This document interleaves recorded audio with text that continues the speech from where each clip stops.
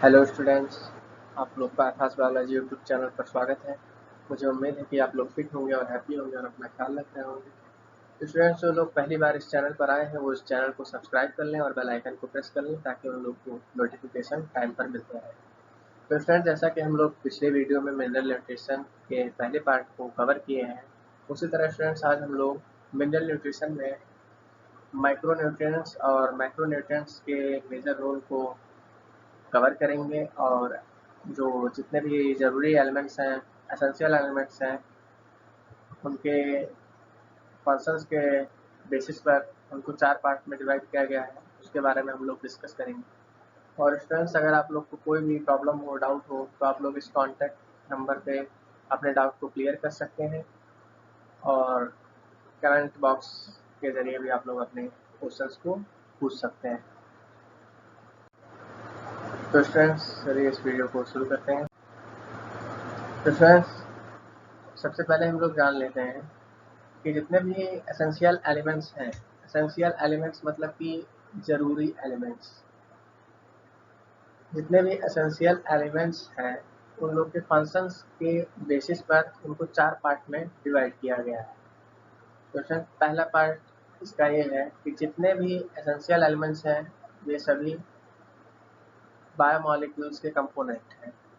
Essential elements, जैसा कि अभी मैं आप लोग को बताया कि ज़रूरी एलिमेंट्स ये सभी कंपोनेंट हैं बायोमॉलिक्यूल्स के। इसका आपका एग्जांपल हो गया कार्बन, हाइड्रोजन, ऑक्सीजन, नाइट्रोजन। इसका ट्रिक आप लोग भी ऐसे याद कर सकते हैं, CHON। अगर आप लोग इतना भी पॉइंट लर्न कर लेते हैं, लर्न करने की कोई बात ही नहीं है इसमें, अगर आप लोग समझ रहे हैं इस पॉइंट को तो आप लोग के कॉम्पिटिटिव एग्जाम में भी हेल्प करेगा और बोर्ड एग्जाम में। तो सेकंड पार्ट पे हम लोग डिस्कस करते हैं कि जो एलिमेंट है वो कंपोनेंट ऑफ एनर्जी है। दे का मतलब यहाँ से डायरेक्टली सिंबलाइज करने का मतलब है एलिमेंट्स, रिलेट करने का मतलब है एलिमेंट जो होते हैं वो कंपोनेंट ऑफ एनर्जी होते हैं। अब आप पूछेंगे कंपोनेंट ऑफ एनर्जी होते हैं कैसे होते हैं। जैसे कि मैग्नीशियम स्टोर होता है क्लोरोफिल में। मैग्नीशियम जो होता है आयन, ये आपका स्टोर होता है क्लोरोफिल में, और फास्फोरस जो होता है वो स्टोर होता है ATP में। मतलब मैग्नीशियम आपका हुआ क्लोरोफिल में स्टोर। मैग्नीशियम एलिमेंट ये सबसे इम्पॉर्टेंट एलिमेंट है आपका मैग्नीशियम, और फास्फोरस ये भी सबसे ज़्यादा इम्पॉर्टेंट है, अभी हम लोग इसके बारे में डिस्कस करेंगे। फास्फोरस जो है आपका ये स्टोर होगा ATP ATP। और फिर थर्ड पार्ट में हम लोग जाते हैं, दे आर एक्टिवेट और इनहिबिट द एंजाइम। दे का डायरेक्टली रिलेट करने का मतलब है एलिमेंट्स से। कोई भी एलिमेंट वो एंजाइम को एक्टिवेट कर सकता है या डीएक्टिवेट कर सकता है। इनहिबिट का मतलब है डीएक्टिवेट, मतलब कोई भी एलिमेंट को या तो वो एक्टिवेट कर सकता है एंजाइम को या डीएक्टिवेट कर सकता है। जैसे आपके इसमें एग्जांपल हो गया मैग्नीशियम Mg2+ है, का एग्जांपल एंजाइम के तौर पे हो गया rubisco biphosphate carboxylase oxygenase, carboxylase oxygenase. इसका एक और एग्जांपल हो गया आपका तक, बहुत लोग जानते होंगे इसको, phospho enol pyruvate, phospho enol pyruvate, phospho enol pyruvate. और सेकंड एग्जांपल हो गया आपका इसमें मोलिब्डेनम नाइट्रोजिनेस। ठीक, फिर इसके बाद हो गया क्या आपका Mn2+, ये हो गया आपका अल्कोहल डिहाइड्रोजिनेस। मतलब मैग्नीशियम क्या कर सकता है, एग्जाम्पल के तौर पर मैग्नीशियम इन एंजाइम्स को एक्टिवेट कर सकता है या डीएक्टिवेट कर सकता है, जैसे rubisco, bisphosphate, carboxylase, oxygenase and phosphoenol pyruvate. यहाँ पे थोड़ा एक ही में हो गया, पाइरूवेट है जी है। और मॉलिब्डेनम का नाइट्रोजिनेस एग्जाम्पल एंजाइम के तौर पर एक्टिवेट कर सकता है, डीएक्टिवेट। और Mn2+ आपका अल्कोहल डिहाइड्रोजिनेस एंजाइम। तो हम लोग अभी तक 3 पॉइंट पढ़ चुके हैं। पहला पॉइंट ये कि जितने भी ज़रूरी एलिमेंट्स हैं वे सभी कंपोनेंट हैं बायोमोलिक्यूल्स के। इसका एग्जांपल हो गया carbon, hydrogen, oxygen, nitrogen. Second part इसका कि जो एलिमेंट है वो कंपोनेंट ऑफ एनर्जी कैसे है आपका, मैग्नीशियम स्टोर होता है क्लोरोफिल में, फास्फोरस स्टोर होता है एटीपी में। थर्ड पार्ट क्या है, एलिमेंट जो है वो एंजाइम को एक्टिवेट कर सकता है या इनहिबिट मतलब डीएक्टिवेट कर सकता है। इसका एग्जांपल ये हो गया Mg2+n, मॉलिब्डेनम, Mn2+n। इसका मैं आप लोग को बता दिया हूँ। और चलते हैं हम लोग अपने फोर्थ पॉइंट की तरफ।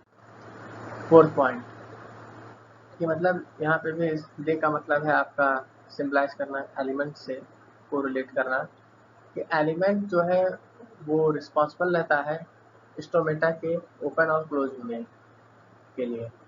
अब आप कहेंगे कि पोटेशियम जो है ये स्टोमेटा को ओपन और क्लोज करता है, तो मैं आपको इसका आंसर यस में दूंगा। और इसको हम लोग पढ़ेंगे ट्रांसपोर्टेशन में। नेक्स्ट वीडियो में जब मैं आपको बताऊंगा, जब ट्रांसपोर्टेशन के बारे में पढ़ाऊंगा, तब उसमें डिस्कस करूंगा मैं आपसे कि एलिमेंट जो है वो कैसे रिस्पॉन्सिबल होता है स्टोमेटा को ओपन और क्लोज करने के लिए। और वो एलिमेंट जो है वो पोटेशियम है। उस पोटेशियम जो है वो स्टोमेटा को ओपन और क्लोज करने के लिए रिस्पॉन्सिबल होता है। तो स्टूडेंट्स, अब हम लोग पढ़ते हैं सबसे बड़े पॉइंट जो है आपका माइक्रोन्यूट्रिएंट्स और माइक्रोन्यूट्रिएंट्स के रोल जितने भी हैं कि मेजर रोल क्या है, माइनर रोल क्या है, इसको हम लोग डिस्कस करेंगे।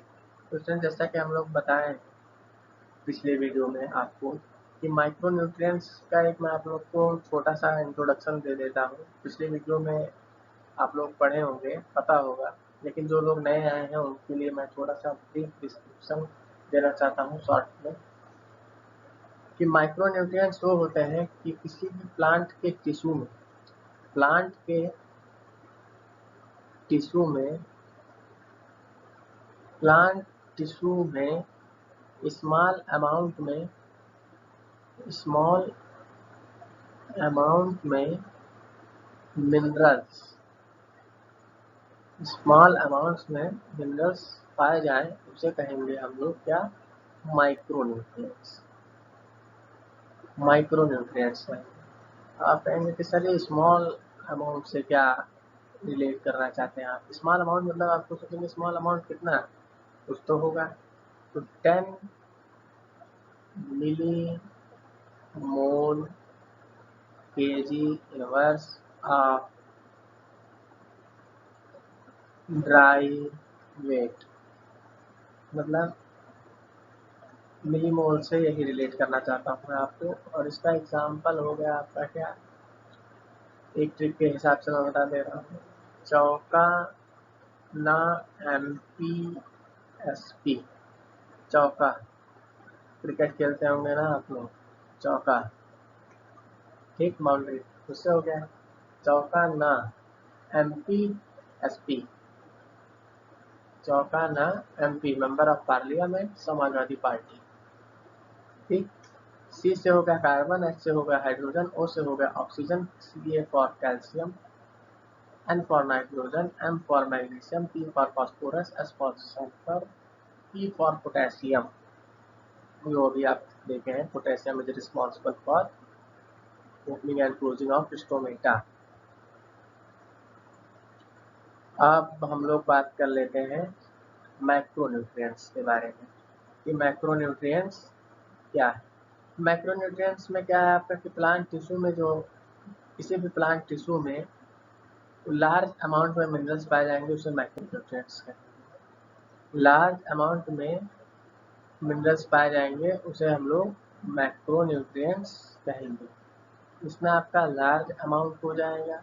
किसी भी प्लांट टिश्यू में लार्ज अमाउंट में मिनरल्स पाए जाए उसे हम लोग कहेंगे मैक्रो न्यूट्रिएंट्स। ये मैं पिछले वीडियोस में आपको बता चुका हूँ, आप लोग पिछला वीडियो देख सकते हैं, मिनरल न्यूट्रिशन का पार्ट 1 मैक्रो न्यूट्रिएंट्स। अब एग्जाम्पल के तौर पे क्या कि 10 millimole K G inverse of dry weight से अगर ज़्यादा पाया जाएगा, तो इसे कहेंगे मैक्रोन्यूट्रिएंट्स। और अगर 10 millimole K G inverse of dry weight से अगर कम पाया जाएगा तो उसे कहेंगे माइक्रोन्यूट्रिएंट्स। ये हो गया आपका माइक्रोन्यूट्रिएंट्स और मैक्रोन्यूट्रिएंट्स में डिफरेंस, जैसा कि मैं अभी आप लोग को बताया। और स्टूडेंट मैं आप लोग को इसका एग्जांपल बता देना चाहता हूँ कि इसके एग्जांपल का ट्रिक मैं आप लोग को बता दूँ ताकि कि आसानी से आप लोग को लर्न रहे। सिंपल में आपको बता देता हूँ रिटर्न में, ताकि आप लोग नोट कर सकें इसको। इसका एग्जांपल क्या हो गया आपका मैक्रोन्यूट्रिएंट्स। मैक्रोन्यूट्रिएंट्स का हो गया देखो जब कल आएगा। देखो माने आयरन, अरे असी माने आयरन, CO मतलब cobalt, Z for zinc, P for boron, M for molybdenum, निकल, Cl फॉर क्लोरीन। ये आपका हो गया आपका ट्री। आप लोग पिछला वीडियो देख सकते हैं, मैं आपको शॉर्टली आप लोग को बता दिया हूँ माइक्रोन्यूट्रिएंट्स और मैक्रोन्यूट्रिएंट्स में डिफरेंस।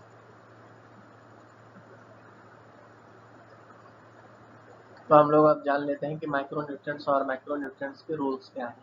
जैसे एग्जांपल हम लोग जान लिए कि कार्बन है, कैल्शियम है, मोलिब्डेनम है, निकल है, क्लोरीन है। इन सब का हम लोग अभी इसके बारे में पढ़ेंगे। नाइट्रोजन है कि प्लांट के लिए कितना इम्पोर्टेंट है, कितना इम्पोर्टेंट नहीं है, तो ये हम लोग इसको डिस्कस करते हैं। तो सबसे पहला रूल हम लोग जानेंगे नाइट्रोजन का। नाइट्रोजन कोई भी एलिमेंट को सबसे पहले उसके बारे में जानना है, हम लोग को पढ़ना है। मैं आप लोग को बता दे रहा हूँ कि वो एलिमेंट एब्जॉर्ब किस फॉर्म में होता है, किस फॉर्म में होता है, एब्जॉर्ब इन द फॉर्म, किस फॉर्म में एब्जॉर्ब होगा। एलिमेंट इज रिक्वायर्ड बाई, किसके लिए एलिमेंट रिक्वायर्ड है, किसके लिए एलिमेंट इम्पॉर्टेंट है। और थर्ड पॉइंट एलिमेंट हेल्पिंग, सभी में नहीं लेकिन हाँ मैक्सिमम जगह इतने 3 पॉइंट आपको ये दिमाग में इतना रहे कि हाँ अगर हम लोग रूल पढ़ रहे हैं माइक्रोन्यूट्रिएंट और मैक्रोन्यूट्रिएंट्स के, तो इतने 3-4 पॉइंट हम लोग को दिमाग में रखना है। ये रट्टा नहीं लगाना कि हाँ एलिमेंट जो है आपका वो किस फॉर्म में एब्जॉर्ब होगा, एलिमेंट किसके लिए ज़रूरी है, एलिमेंट किस तरह से हेल्प करता है, और अगर वो एलिमेंट प्लांट में नहीं है तो उसके कमी से प्लांट में क्या हो सकता है। ये सबसे बड़ा पॉइंट है, इससे ज़्यादातर क्वेश्चंस आते हैं, एग्जाम में। तो चलिए मैं आपको ये 4 पॉइंट बता दिया हूँ। तो हम लोग नाइट्रोजन की बात करते हैं। जैसा कि मैं अभी आपको बताया हूँ absorb in the form, nitrogen जो है वो आपका एब्जॉर्ब होता है। Nitrogen is absorb in the form of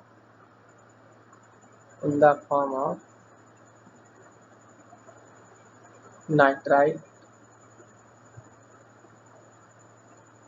nitrate, ammonia.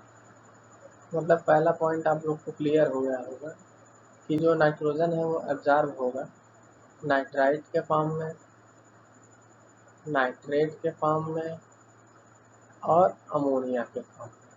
ठीक, ये आपको बता दिया। अब सेकंड पॉइंट क्या है आपका कि नाइट्रोजन जो है वो किसके लिए रिक्वायर्ड है। Nitrogen is required by nitrogen is required by meristematic tissue, somatic tissue, and second one is metabolically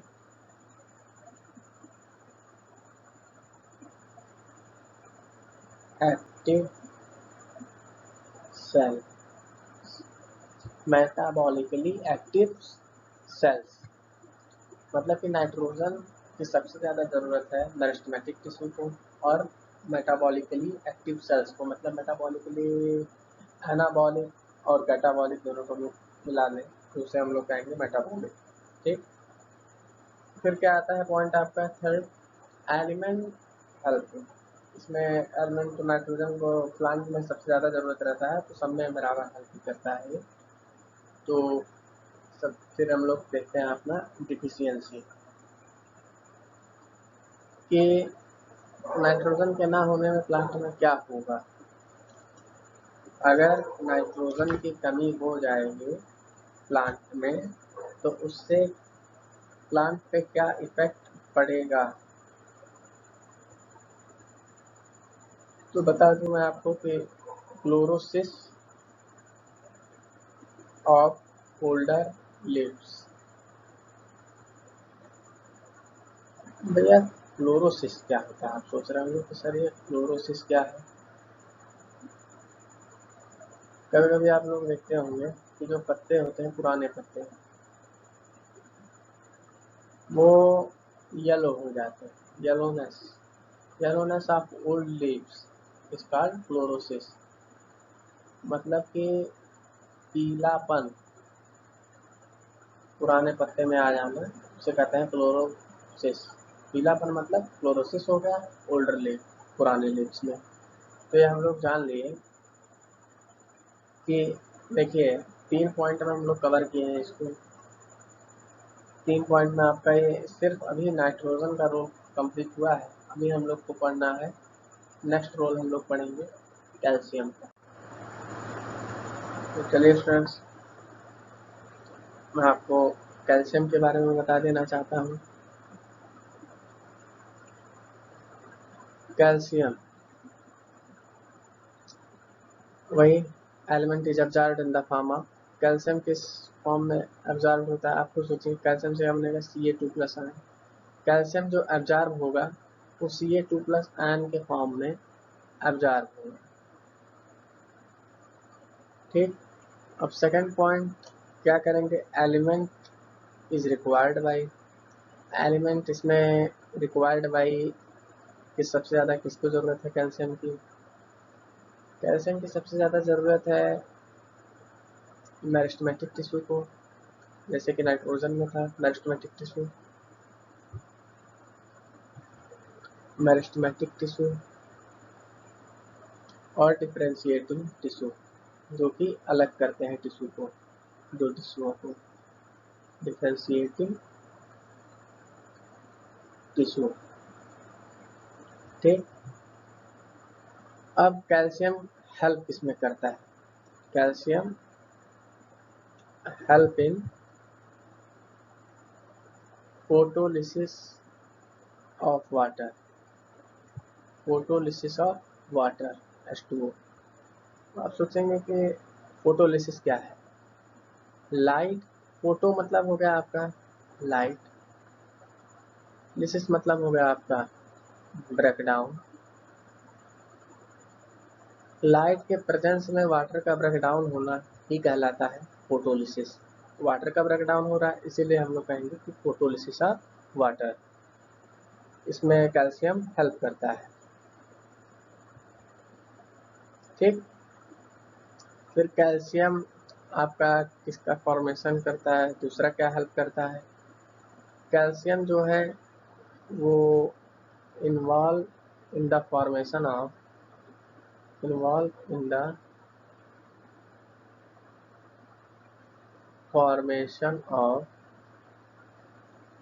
cell wall. अब आप सोच रहे होंगे कि कैल्शियम कितना मेजर रोल प्ले करता है प्लांट में। कैल्शियम जो है वो इन्वॉल्व होता है सेल वॉल के फॉर्मेशन के लिए। अब सेल वॉल जैसे कौन सा, calcium pectinate in the middle lamella.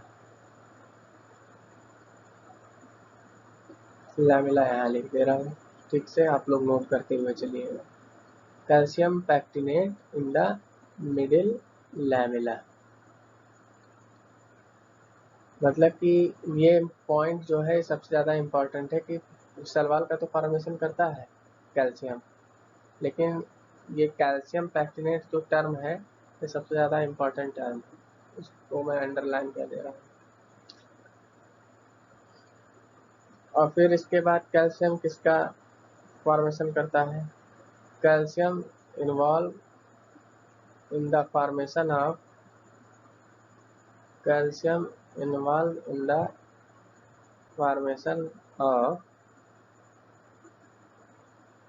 Spindle fibre या माइटोटिक स्पिंडल। आप सोच रहे होंगे कि माइटोटिक स्पिंडल क्या है, तो माइटोटिक स्पिंडल ये हुआ कि मेटाफेज में सभी क्रोमोसोम इक्वेटर लाइन पे आ जाते हैं। किस पे आ जाते हैं, इक्वेटर लाइन पे आ जाते हैं। जैसे कि एक एग्जांपल क्या करते हैं, ये हो गया आपका मेटाफेज, इक्वेटर लाइन आपका ये हो गया, सभी क्रोमोसोम जो है वो इक्वेटर लाइन पे आ जाते हैं और इन्हीं क्रोमोसोम को पकड़ के रखता है माइटोटिक स्पिंडल, मतलब स्पिंडल फाइबर।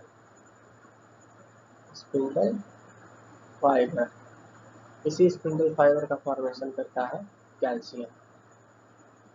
ठीक, ये तो हो गया इसके फंक्शंस की बात।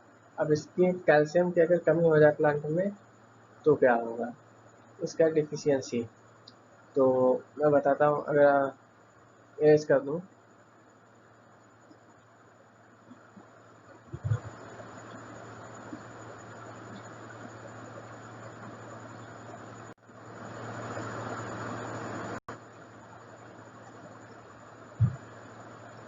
डिफिशियंसी हो गया आपका कैल्शियम का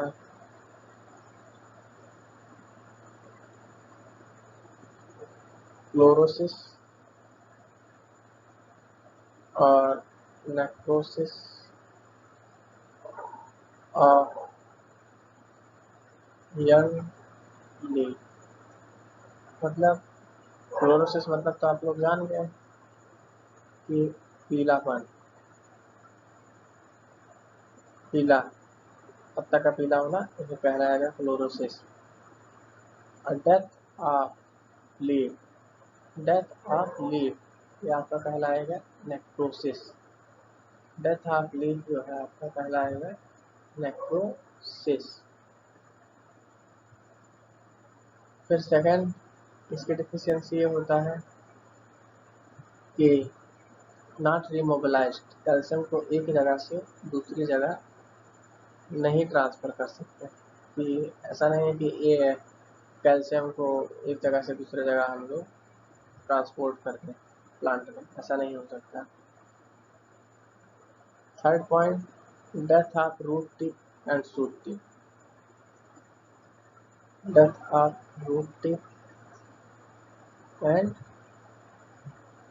शूट टिप, ये आपकी तीन डिफिशियंसी कैल्शियम कॉज करता है प्लांट में। अगर किसी भी प्लांट में कैल्शियम की कमी हो जाए तो 3 तरह के कमजोरी उसमें आ जाएगी, मतलब कि 3 तरह की कमी उसके अंदर आ जाएगी। तो हम लोग अपना नेक्स्ट टॉपिक पर बात करते हैं मैग्नीशियम। मैग्नीशियम का क्या रोल है प्लांट में, ये भी हम लोग को पढ़ना बहुत ही जरूरी है। मैग्नीशियम में आपका वही element absorb in the form of magnesium है, Mg2+ आयन में एब्जॉर्ब होगा। अब magnesium absorb in the form of Mg2+ ion, ये पहला पॉइंट क्लियर हो गया। सेकंड पॉइंट क्या है, मैग्नीशियम इज रिक्वायर्ड बाय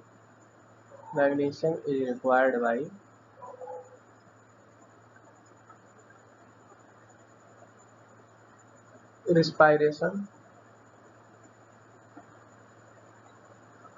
और फोटोसिंथेसिस।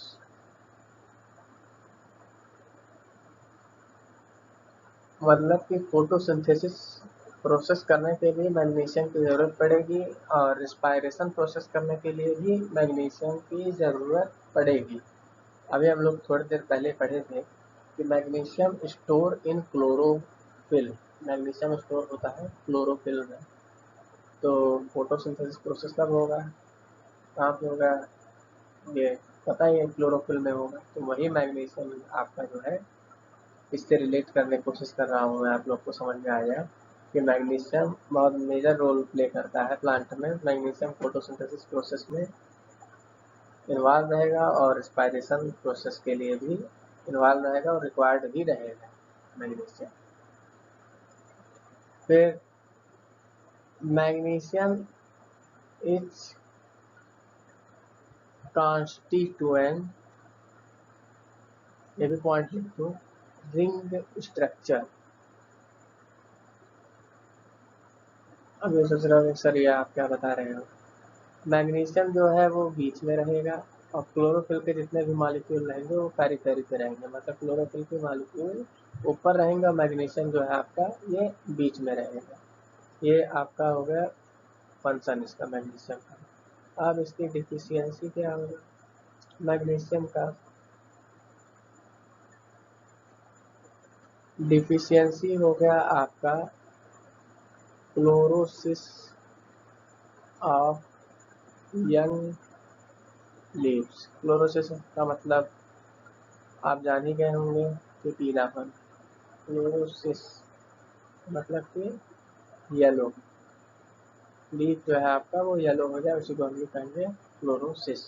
ठीक, मैग्नीशियम ये कॉज करता है। बात करते हैं मैग्नीशियम, जितने भी आपका, मैं आपको ट्रिक बता दूं कि चाहे वो मैग्नीशियम हो, चाहे वो मैग्नीज हो, चाहे वो मैग्नीशियम हो, चाहे वो मैग्नीज हो, जैसे कि चाहे वो मैग्नीशियम हो या मैग्नीज हो, इसके आगे आप सी लगा दें, इसके आगे भी सी लगा दें, समझ रहे हैं ना।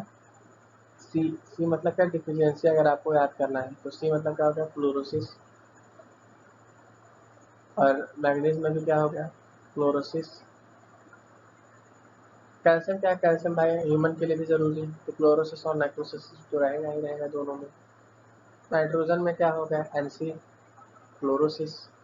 ओल्ड लीफ इसमें है, बाकी सब में यंग लीफ है। चलिए मैग्नीज के बारे में बात करते हैं। Manganese, manganese Mn। अब एक किस तरह का एब्जॉर्ब होता है, manganese is absorb in the form of Mn2+ ion, absorb होगा इस फॉर्म में। मैग्नीज इज रिक्वायर्ड बाई, किसके लिए सबसे ज़्यादा ज़रूरी है मैग्नीज प्लांट में, किस पार्ट के लिए, रिस्पायरेशन करने के लिए, फोटोसिंथेसिस करने के लिए। ये इतना पॉइंट कॉमन है मैग्नीशियम और मैग्नीज में, दोनों में कंफ्यूज होने की ज़रूरत नहीं है। बस इसमें आपका एडिशनल क्या है कि फोटोसिंथेसिस रहेगा और फोटोलिसिस रहेगा। मतलब कि मैंगनीज जो है रिक्वायर्ड रहेगा रिस्पायरेशन प्रोसेस करने के लिए, फोटोसिंथेसिस और फोटोलिसिस करने के लिए। इतना इम्पोर्टेंट है मैंगनीज। मैग्नीशियम और मैंगनीज में इतना ही डिफरेंस है।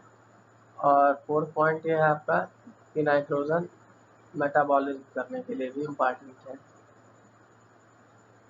मैग्नीज। इतने पार्ट के लिए मैग्नीज रिक्वायर्ड रहता है।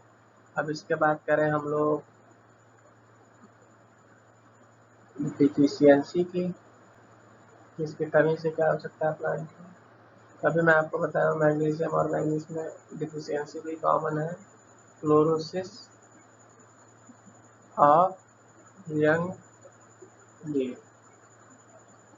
इसमें क्या मैग्नीशियम और मैंगनीज में तो फोटोसिंथेसिस, फोटोलिसिस और आपका है क्या कहते हैं रिस्पायरेशन है कॉमन, और नाइट्रोजन मेटाबॉलिज्म भी ये चौथा पॉइंट ये सबसे ज़्यादा इम्पोर्टेंट है। डिफिशियंसी हो गया आपका क्लोरोसिस ऑफ यंग लीफ और grey spots of oats. Grey spots of oats. Oats मतलब क्या हो गया आपका जौ। जौ में जो ग्रे कलर का धब्बा मतलब स्पॉट्स, स्पॉट्स का है धब्बा, ग्रे कलर का जो स्पॉट्स होता है जौ में, वो मैंगनीज के डिफिशियंसी की वजह से होता है। अब आप लोग कभी भी ओट्स देखेंगे, जौ देखेंगे, ग्रे स्पॉट्स रहेगा, ग्रे स्पॉट्स, तो आप लोग तुरंत जान जाएंगे कि हाँ सर बताए थे मैंगनीज की कमी से ये होता है। तो मैंगनीज की कमी से इसमें ग्रे कलर का स्पॉट्स अकर हुआ। तो नेक्स्ट पॉइंट हम लोग बात करेंगे सल्फर के बारे में। Sulphur is absorbed in the form of sulphate ion. Sulphur से सल्फेट जो भी एलिमेंट रहे उसको रिलेट करते रहिए चार करके इसमें। सल्फर सल्फर से क्या हुआ है आपका सल्फेट है। सल्फर से सल्फेट एंड सल्फर जो है वो एब्जॉर्ब होता है प्लांट में सल्फेट के फॉर्म में, सल्फेट के फॉर्म में।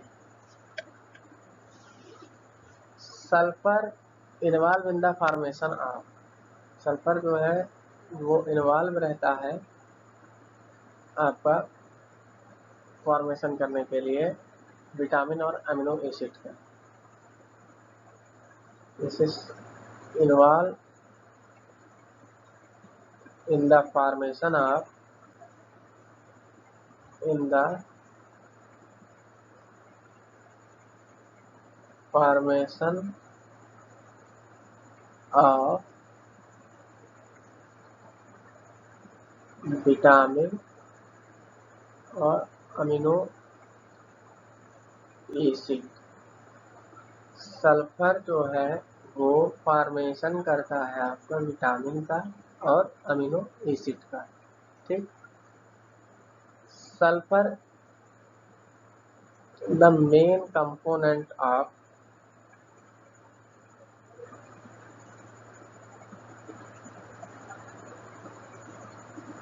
Amino acid. सल्फर जो है वो अमीनो एसिड का मेन कंपोनेंट है। जैसे कि हो गया आपका सिस्टीन, यहाँ पे ठीक से लिखिए सिस्टीन, मेथानिन, इथानाइन। सल्फर जो है वो मेन अमीनो एसिड, सल्फर जो है ये मेन कंपोनेंट है अमीनो एसिड का, सिस्टीन और मिथानिन। ठीक, फिर इसके बाद सल्फर जो है आपका कंपोनेंट है, मेन कंपोनेंट इसका, मेन कंपोनेंट है आपका सेवरल को एंजाइम और विटामिन का। विटामिन में आपका क्या हो गया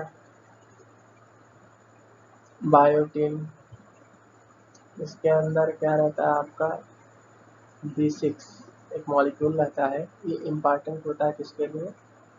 हेयर के लिए। हेयर मतलब बाल। बाल के लिए सबसे ज़्यादा इम्पॉर्टेंट रहता है बायोटिन। और इसके अंदर क्या प्रेजेंट रहता है? थियामाइड। थियामाइड और कोएंजाइम ए, इतना चीज इसमें प्रेजेंट रहता है। Sulphur is the main component of several coenzyme और विटामिन।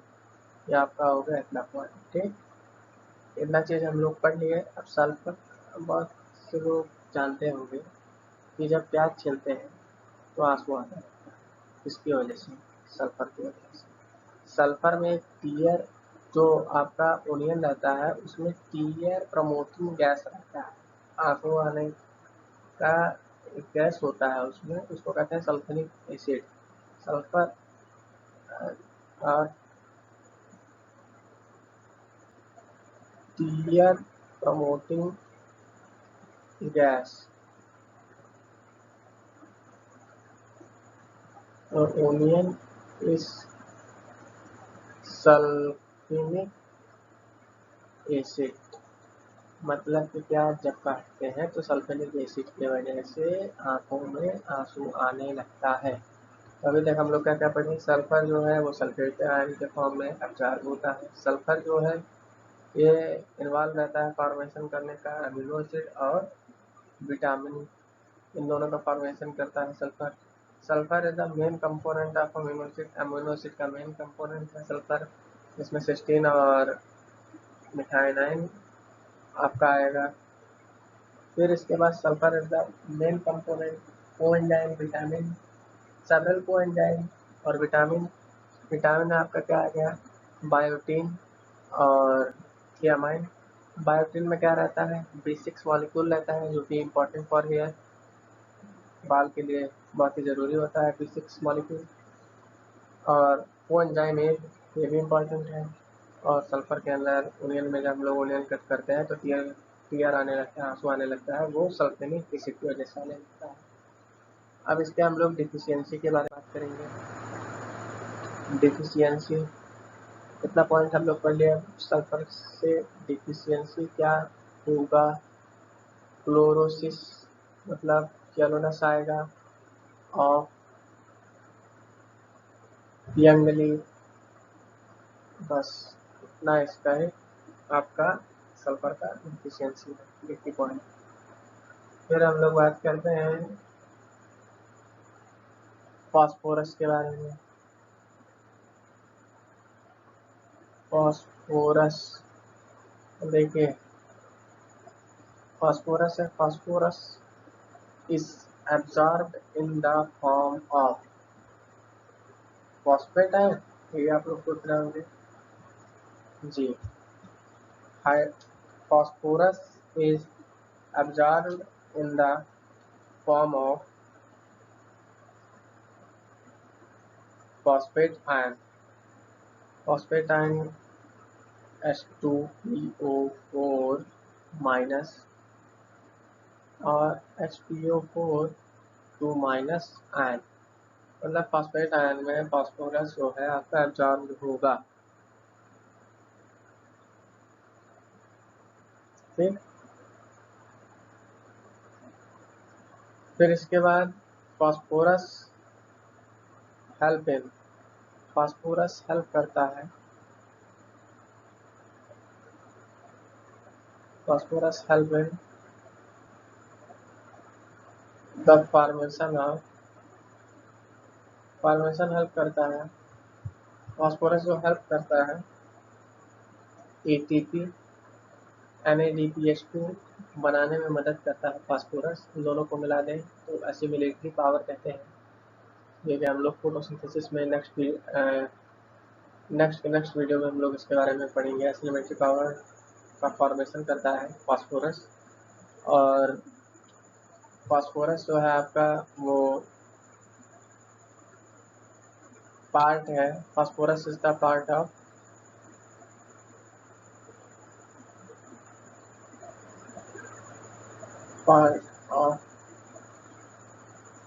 सेल मेम्ब्रेन,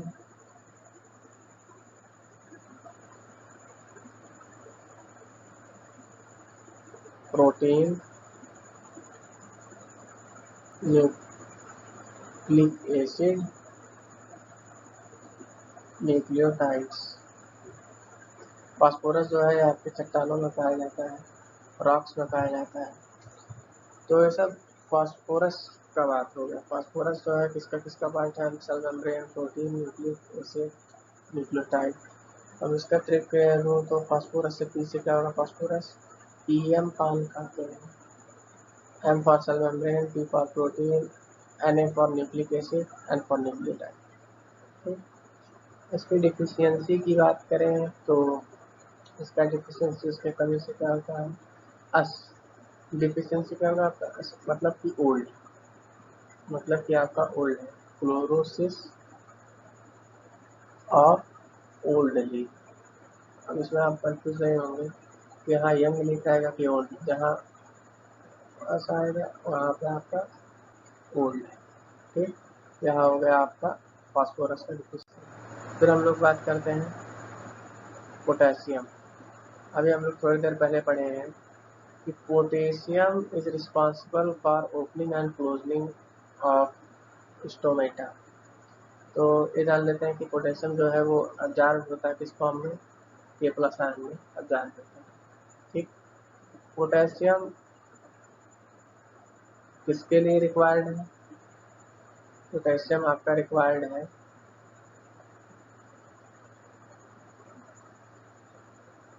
लीव्स के लिए,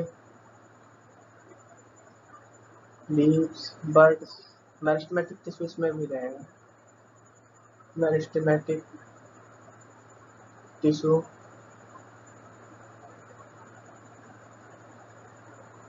और आपका पोटेशियम है तो रिस्पॉन्सिबल रहेगा। Third point, potassium is responsible for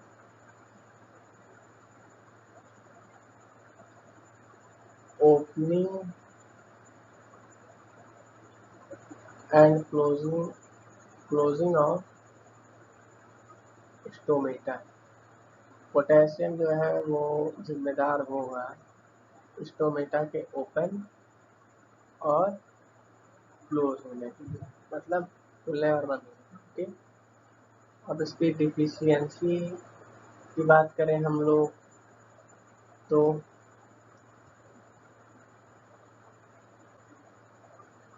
इसकी कमी से क्या क्या होगा प्लांट में?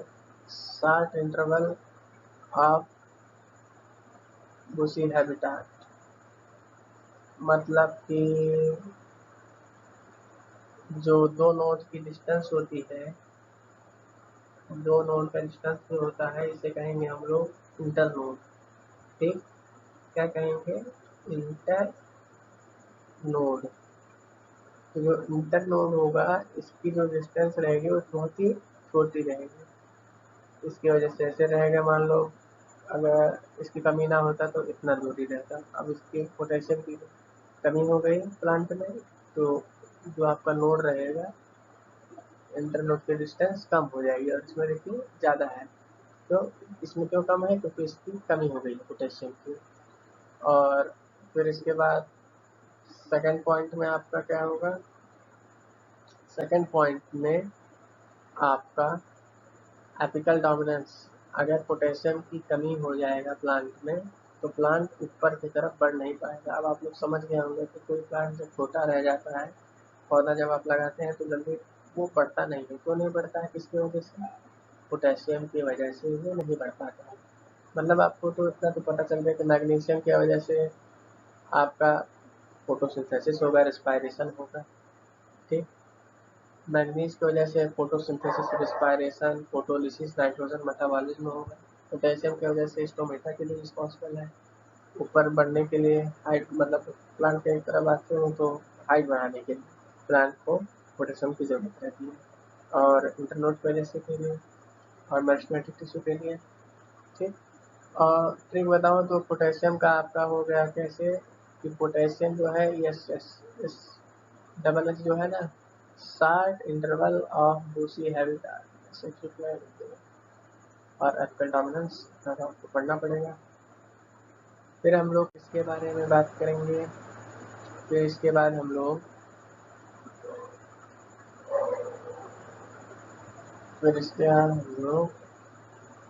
फास्फोरस हो गया, पोटेशियम हो गया, सल्फर हो गया। और हम लोग बात करेंगे आयरन के बारे में। आयरन सिंबल से पता चल जा रहा है। Iron is absorbed in the form of ferric ion. जो आयरन है वो एब्जॉर्ब होगा Fe3+ आयन के फॉर्म में। ठीक, आयरन जो है involve in the formation of, iron जो है वो फॉर्मेशन करता है क्लोरोफिल का। अब आपको सब समझ में आ रहा हो, आयरन जो है वो क्लोरोफिल का फॉर्मेशन करेगा, फिर मैग्नीशियम उसमें स्टोर होगा, तब जाकर के फोटोसिंथेसिस प्रोसेस होगा। ठीक, तो आयरन भी मेजर रोल प्ले करता है, क्योंकि जब तक आयरन फॉर्मेशन क्लोरोफिल का जब तक फॉर्मेशन नहीं करेगा तब तक मैग्नीशियम का कोई मतलब ही नहीं है। ठीक, आयरन का ये हो गया। और आयरन जो है ये एक्टिवेट करता है एंजाइम को, एक्टिव करता है कैटालेज एंजाइम को। मतलब एक्टिव और इनहिबिट, जैसा कि अभी आपको बताया था कि 4 जो पार्ट के एक्टिव कर सकते हैं और इनहिबिट मतलब डीएक्टिवेट कर सकते हैं एंजाइम को, तो आयरन जो यही काम कर रहा है। आयरन जो जैसे रहता है आपका ये कंपोनेंट ऑफ प्रोटीन, आयरन जो है आपका वो component of protein, component of protein, component of protein of iron, जैसे कि transfer of electron like paradoxin and cytochrome, paradoxin and cytochromes,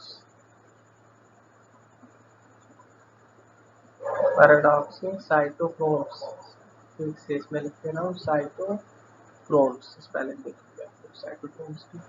ठीक, मतलब कि आयरन इन्वॉल्व रहता है क्लोरोफिल के फॉर्मेशन करने में। ठीक, आयरन जो है आपका इन्वॉल्व रहेगा क्लोरोफिल का फॉर्मेशन करने के लिए, एक्टिव करेगा कैटालेज एंजाइम को। और जैसे कि आयरन जो है कंपोनेंट ऑफ प्रोटीन है, जैसे कि ट्रांसफर ऑफ इलेक्ट्रॉन, जैसे कि एक जगह से दूसरे जगह पर इलेक्ट्रॉन ट्रांसफर होता है, उसी तरह जैसे कि पैराडॉक्सिन और साइटोक्रोम्स। ठीक, इसका डिफिशियंसी क्या होगा, डिफिशियंसी आपका होगा इसमें आयरन की वजह से क्लोरोसिस ऑफ यंग लीफ। ठीक, अब आयरन हो गया। अब हम लोग नेक्स्ट पॉइंट पढ़ेंगे, इसका ट्रिक क्या है आयरन का। ठीक, FeC, Fe+3 एब्जॉर्ब होता है। ठीक, C है तो C मतलब 3 बार, C जो है आपका ये भी आपका 3 बार आएगा। पूछो कैसे, C3 कैसे, एक होगा C क्लोरोफिल, एक हो गया सी आपका क्लोरोफिल, दूसरा सी हो गया आपका साइटोक्रोम्स, तीसरा हो गया क्या, कैटालेज एंजाइम। ठीक, तो एक आयरन का सिंबल हो गया Fe। ठीक, सी एक हो गया एब्जॉर्ब होगा फेरिक आयन में, क्लोरोफिल का फॉर्मेशन करेगा। ठीक, कैटालेज एंजाइम को एक्टिव करेगा, पैराडॉक्सिन और दोनों को मिला के पैराडॉक्सिन और cytochromes, transfer of electron, component of protein ना आपको। सी पर क्या होगा आपका chlorosis of young leaf deficiency, मतलब आपको ट्रिक याद हो गया तो आप निकाल लेगा। फिर इसके बाद हम लोग बात करते हैं किसका, कॉपर का। Copper, copper is absorbed in the form of cupric ion, Cu+3 ion में एब्जॉर्ब होगा। कॉपर जो होगा वो प्लांट में एब्जॉर्ब होगा Cu+3 के फॉर्म में। ठीक, कॉपर। फिर इसके बाद कॉपर जो है वो इन्वॉल्व होगा प्लांट में जितने भी मेटाबॉलिज्म रहते हैं ओवरऑल, कॉपर उन सभी में इन्वॉल्व रहता है। सीधी सी बात, copper involve overall the metabolism of plant में जितने भी मेटाबॉलिज्म होते हैं कॉपर उसमें इन्वॉल्व रहता है। इसलिए कॉपर का कितना बड़ा योगदान है प्लांट में। Copper involve in the overall metabolism of the plant. ठीक, फिर इसके बाद आप लोग समझ गए होंगे कॉपर कितना कंट्रीब्यूट करता है। कॉपर की कमी हो जाए तो नेक्रोसिस होगा। नेक्रोसिस मतलब क्या था? Necrosis of tip of young leaf.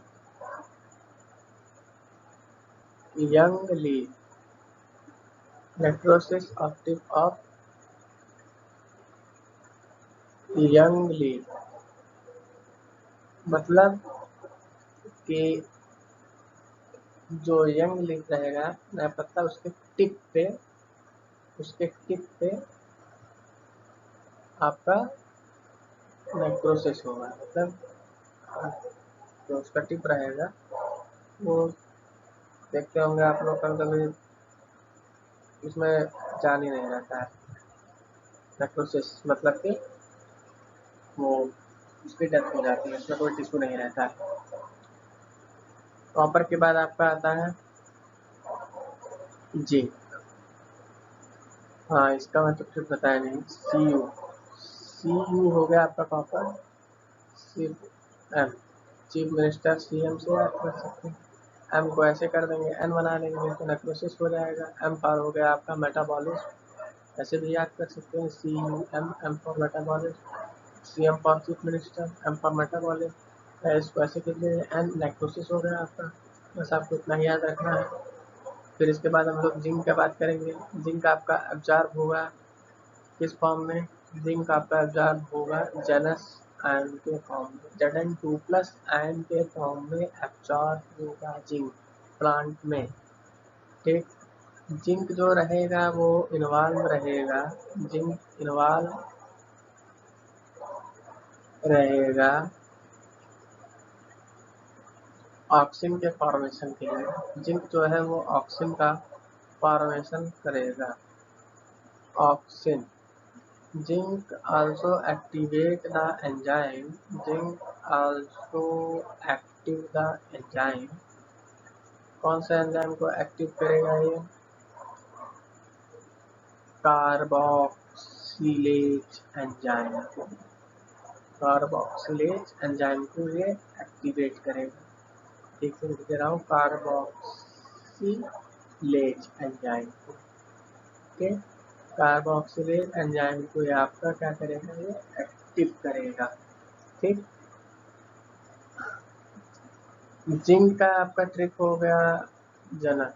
Zinc A for auxin, C for carboxylase. और दोनों का ऐसे आपको सोचेंगे कि सर ये तो कैटालेज है ऊपर, कहाँ पे? आयरन में। आयरन में तो सर आयरन और जिंक में कंफ्यूज होगा, इसमें कैटालेज है, इसमें कार्बोक्सिलेज, दोनों एंजाइम कहीं इधर उधर कंफ्यूज ना हो जाओ। तो मैं एक ट्रिक बताता हूँ जनक, आपको याद है ना? ए फॉर ऑक्सिन, सी ए, इसको उल्टा करिए, CAR, आर लगा देंगे, क्या होगा? कार बन जाएगा, कार्बोक्सिलेज आपका बन गया। अब इसमें CaC हो जाएगा कार, तो कोई मैटर नहीं है। CaC आपका बैठ ही नहीं रहा है। अब CAR होगा आपका, जब CAR, देखिए CA से पहले से CAR हो गया। कार्बोक्सिलेज एंजाइम मतलब ये जिंक का है। और वो क्या होगा? CAT, कैट नहीं होगा आपका। ठीक, कार होगा। तो फिर इसके बाद क्या होगा? एग्जाम्पल आपका इसका डिफिशियंसी क्या होगा जिंक का? इसका डिफिशियंसी आप लोग नोट कर लीजिए, शॉर्ट इंटर नोट। इसमें भी वही भाई बात है, दो नोट की डिस्टेंस जो है वो आपकी कम हो जाएगी। दो नोड की डिस्टेंस कम हो जाएगी, इसमें जिंक की वजह से शॉर्टिंग। ठीक, फिर इसके बाद हम लोग बात करेंगे बोरान के बारे में।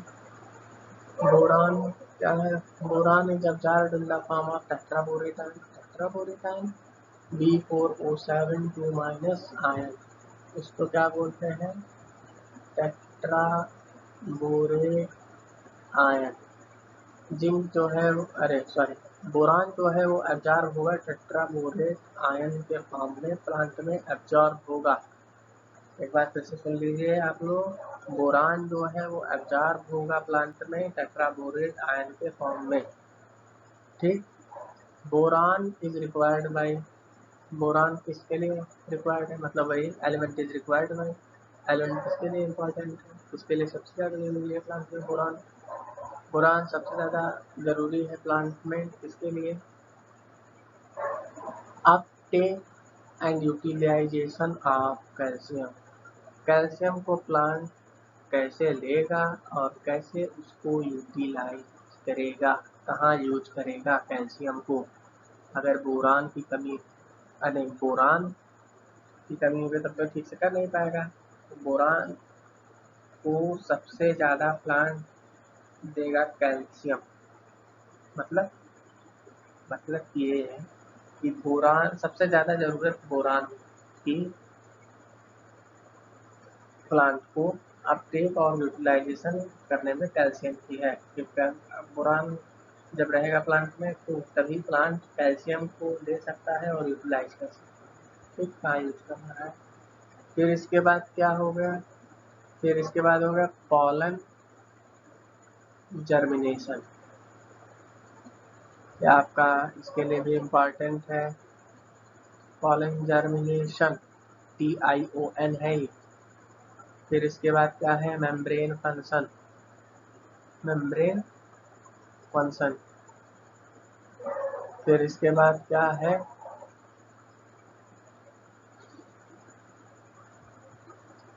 फिर इसके बाद आपका फोर्थ पॉइंट जो है ये सेल डिफ्रेंशिएशन और सेल इलॉन्गेशन। मतलब सेल को डिवाइड करने के लिए, सेल को इलॉन्गेट करने के लिए, मतलब बढ़ने के लिए, बड़ा होने के लिए सेल को। और कार्बोहाइड्रेट का ट्रांसलोकेशन, कार्बोहाइड्रेट का ट्रांसलोकेशन के लिए, इतने पॉइंट के लिए इम्पॉर्टेंट है भाई। ठीक, बोरान की जरूरत इन सभी लोगों को, पॉलन जर्मिनेशन को है, मेम्ब्रेन को फंक्शन करने के लिए है, सेल को बढ़ने के लिए है, सेल को डिवाइड होने के लिए है, सेल को बढ़ने के लिए है, कार्बोहाइड्रेट का एक जगह जाने के लिए है, और कैल्शियम का लेना और यूटिलाइजेशन कहाँ उसका यूज होगा कैल्शियम का, इसके लिए है। यूटिलाइजेशन कहाँ यूज होगा ये बोला होगा, ये मत समझ लीजिएगा कि एक जगह से दूसरी जगह जाएगा कैल्शियम, नहीं, क्योंकि आप पढ़े हैं कैल्शियम रीमोबिलाइज होता है, नॉट डीमोबिलाइज। ठीक, बोरान का ये हो गया। फिर इसके बाद हम लोग पढ़ते हैं क्या भाई? बोरान का डिफिशियंसी का, बोरान की कमी हो जाएगी तो क्या होगा? इसमें देखिए सबसे बड़ी बात क्या है? कैल्शियम का। कैल्शियम की क्या डिफिशियंसी थी? सभी डिफिशियंसी नहीं, सिर्फ एक ही डिफिशियंसी इसमें रहेगी, डेथ ऑफ रूट टिप और शूट टिप। कैल्शियम से याद कर सकते हैं इसको। ठीक, डेथ ऑफ रूट टिप और शूट टिप, मतलब कि रूट को बढ़ने के लिए और शूट मतलब एरियल पार्ट को बढ़ने के लिए दोनों को डेथ हो जाएगा तो बढ़ने प्रॉपर्टी। ठीक, इतना पॉइंट हम लोग पढ़ चुके हैं। बोरान का कैसे कह सकते हैं? Beta carbon M, beta carbon M. ठीक, beta carbon P M. PM पर हो गया पॉलन जर्मिनेशन। ठीक, PM पर हो गया कोऑर्डिनेट मेम्ब्रेन। PM पर प्राइम नंबर हो गया। ठीक, प्राइम मिनिस्टर भी हो गया आपका। फिर इसके बाद हम लोग नेक्स्ट लास्ट अपने माइक्रोन्यूट्रिएंट्स के फंक्शंस को पढ़ेंगे। इसका नाम है क्लोरीन। वैसे तो बहुत है, लेकिन कॉम्पिटिटिव एग्ज़ाम के लिए क्वेश्चन आने ही आने हैं आपको। जी इतना अगर आपका तैयार हो गया है तो आप बुक उठाओ। इसमें से मैं आपको बता रहा हूँ 99% 99.99% क्वेश्चन आपके बस में ही है इतने टॉपिक से। मतलब इतने टॉपिक से आना, चाहे वो आपके नीट के हो या एम्स के हो या जिपमर के हो, इतना क्वेश्चन तो भैया आपका रखा ही है उसमें, अगर आप इसको प्रॉपरली करोगे। ठीक। क्लोरीन जो है ऑब्जॉर्ब होगा आपका, Cl से क्या रिलेट करेंगे, क्लोराइड है। क्लोरीन जो है वो ऑब्जॉर्ब होगा प्लांट में क्लोराइड आयन के फॉर्म में।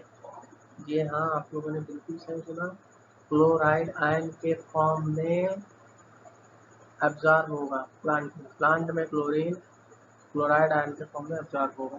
सेकंड पॉइंट क्या है कि सोडियम और पोटेशियम जो है वो सॉल्यूट के कंसंट्रेशन को मेंटेन करते हैं, सॉल्यूट के कंसंट्रेशन को मेंटेन करते हैं। ठीक। फिर इसके बाद आपका क्या आएगा, फिर इसके बाद आपका थर्ड पॉइंट आएगा कि जो क्लोरीन रहेगा इसमें जो एनायन और कैटायन रहते हैं वो सेल को बैलेंस करते हैं, बैलेंस द सेल। मतलब कि एनायन और कैटायन जो है वो आपका बैलेंस करते हैं सब सेल। ठीक। क्लोरीन के बारे में इतना हम लोग पढ़ लेंगे। ठीक है, तो इतना मैं आप लोग को बता दिया। इरेज हो गया इसमें, तो फिर से मुझे राइट करना पड़ेगा। क्लोरीन जो है आपका वो आपका एब्जॉर्ब होगा क्लोराइड आयन के फॉर्म में एब्जॉर्ब होगा। ठीक। एब्जॉर्ब होगा क्लोराइड आयन के फॉर्म में। क्लोरीन जो है आपका सोडियम और पोटेशियम जो है ये आपके सॉल्यूट कंसंट्रेशन को मेंटेन करेंगे। ठीक। एक बार और रिवाइज करा दे रहा हूँ क्लोरीन को मैं। और सेकंड पॉइंट जो है आपका कि एनायन और कैटायन जो है वो बैलेंस करेंगे, एनायन और कैटायन बैलेंस करेंगे सेल को। ठीक। फिर इसके बाद बैलेंस मैं ठीक से लिख दे रहा हूँ। ठीक। बैलेंस करेंगे सेल को। और क्लोरीन जो है वो फोटोलिसिस ऑफ वाटर करेगा, हेल्प करेगा वाटर का ब्रेकडाउन कराने में। Photolysis of water splitting reaction के लिए, स्प्लिटिंग रिएक्शन के लिए ये आपका मदद करेगा। Chlorine help in photolysis of water splitting reaction. ठीक। डिफिशियंसी क्या होगा भाई क्लोरीन का, क्लोरीन का डिफिशियंसी यही होगा C for chlorine, C for chlorosis, chlorosis of young. और क्लोरोसिस के वजह से bronzization, bronzalization of colour, colour का उतरना, ब्रॉन्जलाइजेशन हो जाता है क्लोरीन की वजह से। फिर इसके बाद आपका इसमें क्लोरीन की वजह से एक और डिफिशियंसी होता है। एक तो हो गया आपका क्लोरोसिस ऑफ यंग लीफ, फिर इसके बाद दूसरा हो गया ब्रॉन्ज कलराइजेशन ऑफ लीफ। एक मिनट, मैं इसमें कुछ गलत लिख दिया क्या, ब्रॉन्ज सही से लिख लो, ब्रॉन्ज कलराइजेशन, ब्रॉन्ज कलर का लीफ हो जाएगा। वो किसके वजह से होगा, ये आपका होगा क्लोरीन की वजह से। अब आप कुछ समझ जाओगे कि अगर कोई भी लीफ है भाई, अगर वो ब्रॉन्ज कलर का हो गया तो मतलब सर सही कह रहे थे कि ये तो भाई क्लोरीन की वजह से इसका कलर उतरा है, ब्रॉन्ज कलर का हुआ क्लोरीन की वजह से। ठीक। और रूट टिप जो रहेगा इसका, जो इसका रूट रहेगा, रूट टिप रहेगा वो स्वैलन कर जाएगा, मतलब कि सूज जाएगा। ठीक, जैसे रूट टिप ये है आपका, रूट टिप एकदम पेनिट्रेट टाइप का रहता है ऐसे। ठीक, तो ये आपका रहेगा ऐसे रूट टिप है, तो रूट टिप ये रहेगा, आगे स्वेल कर जाएगा, स्वेलन मतलब मोटा हो जाएगा, तो इस तरह हो जाएगा आपका। तो ये स्वेल में पेनिट्रेट नहीं कर पाएगा अच्छे से। ठीक, मैं आपको एक बार फिर से समझा दे रहा हूँ।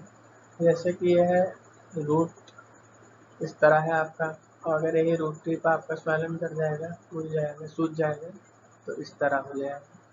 तो इस सवाल में देखिए इस तरह ये पेनिट्रेट करके अंदर जा सकता है, इधर उधर उधर, लेकिन इधर क्या है, ये पेनिट्रेट इजीली नहीं कर पाएगा जितना कि ये कर पाएगा। स्वालन हो जाएगा, रूट टिप जो है सूख जाएगा। तो किसकी वजह से होगा, क्लोरीन की कमी की वजह से होगा। ठीक, तो स्टूडेंट्स, अगर आप लोग को इतने टॉपिक्स में से कोई भी प्रॉब्लम हो, जितना मैं बताया हूँ, rule, micronutrient, macronutrient, mineral nutrition part 1, micronutrient और मैक्रोन्यूट्रिएंट का डिफरेंस भी मैं आपको समझा दिया हूँ उसमें, इस वीडियो में भी। पिछला वीडियो भी आप लोग देख सकते हैं। नेक्स्ट वीडियो में मिनरल न्यूट्रिशन चैप्टर कवर हो जाएगा, और मैं 99 का 100% पूरा टॉपिक आपका नीट का भी लेकर के कवर कर रहा हूँ इसमें। इस चैनल पर आप आए हैं तो अगर आप लोग को कोई भी दिक्कत हो, आप लोग कांटेक्ट करते हैं। ये मेरा कांटेक्ट नंबर है, आप लोग इस पर कांटेक्ट कर सकते हैं।